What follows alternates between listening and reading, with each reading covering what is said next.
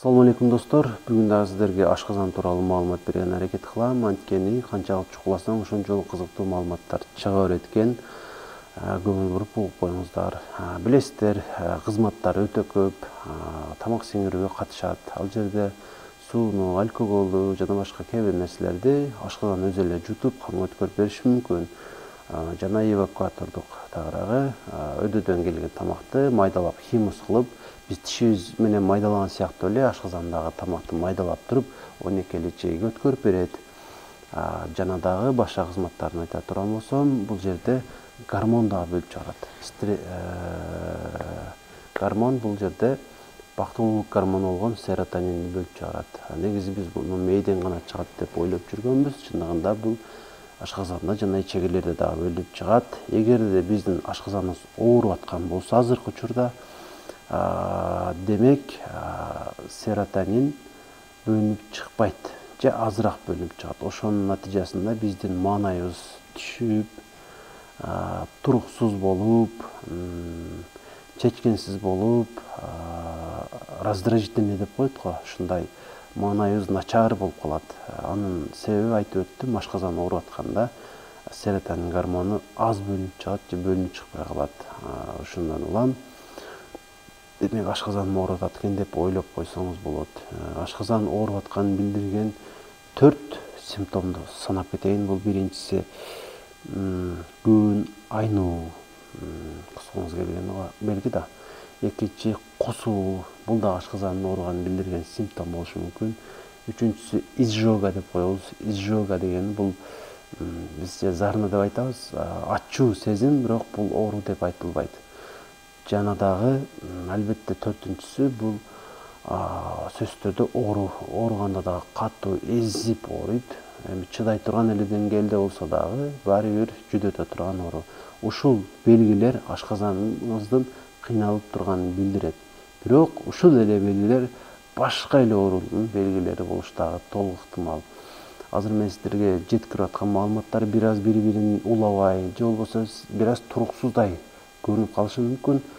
Анткени маалыматтарды чогултканда аны жеткирүүдө катары менен эле айтып кетишиме байланыштуу ушундай болуп калышы мүмкүн. Бирок алган нерселериңиздин ар бирин түшүнүп алсаңыз абдан жакшы болот. Эми демек сырттан биз тамакты жейбиз, ал ашказан аркылуу өтүп атат. Бирок биз тамак менен кошо эле өтө көп сандагы, миңдеген, жада калса миллиондогон микробторду дагы кошо жейбиз. Кааласак, каалабасак, анткени биздин дүйнө ушундай микробтор менен дагы өтө байытылган деп айтсам болот. Жана алардын көпчүлүгү коопсуз, зыянсыз.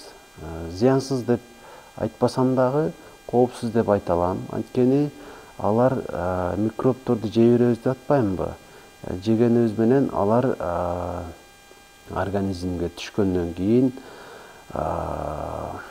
жок болуп кетишет. Кантип? Эми ойлонуп көрүң. Кантип экенин. Эми андан кийин мен сиздерге түшүндүргөн аракет кылайын. Ашказандын тамак сиңирүүдөн сырткары коргоочу дагы функциясы бар. Билесиздер, соляная кислота дегенди ашказан бөлүп чыгарат. Слизистин астына, полицистин астына деген ошол жактагы клеткалардан ашкылор бөлүнүп чыгат. Соляная кислота. Ошол болсо тамакты сиңирүүгө катышышы менен бирге эле бизге түшкөн микробтордун бардыгын өлтүрүп турат, жок кылып турат. Эгерде ошол соляная кислота бөлүнүп чыгып турбаганда, балким биз микробко туруктуу боло албай калмакпыз. Тагыраак күчүбүз жетпей калмак. Микробтор өлөт ошол соляная кислотанын таасиринде. Бирок кээ бир микробтор ушунчалык күчтүү болушу мүмкүн. Алар ошого туруктуу болуп чыдап, андан ары 12 чейге чейин өтүп кетиши мүмкүн. Бирок ал микробдо эч кандай шанс жок. Анткени ал жакта кислая средадан щелочная средага өтөт. Бул негиздик. Тагыраагы ал жакта өттөн түшкөн суюктук щелочтуу болгондугу үчүн ал дагы микробторду өлтүрөт. Кислый среда дагы микробду өлтүрөт, щелочтуу среда дагы микробду өлтүрөт, жана микробтор бара-бара жок болуп кетет. Эгер ушул чөйрөлөр болбогондо балким микробтор биздин денебизди басып кетмек. Кудай Таала бизге ушундай коргоочу механизмдерибизге кошо жараткан. Ушуну билип коюңуздар. Бирок бул дегени колду жуубай эле мөмө жемиштерди жуубай эле жей бериш керек дегенди билдирбейт. Анткени ошол кислый средадан дагы, щелочный средадан дагы өлбөй өтүп кете турган микробтор дагы бар. Алар ушунчалык күчтүү болот.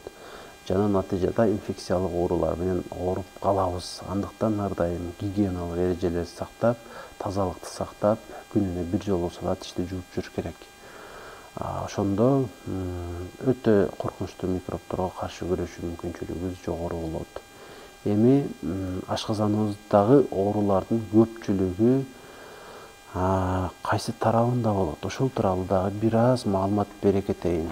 Ага чейин болсо ашказан кайсы учурда көп ооруйт ошону дагы айтып өтөйүн.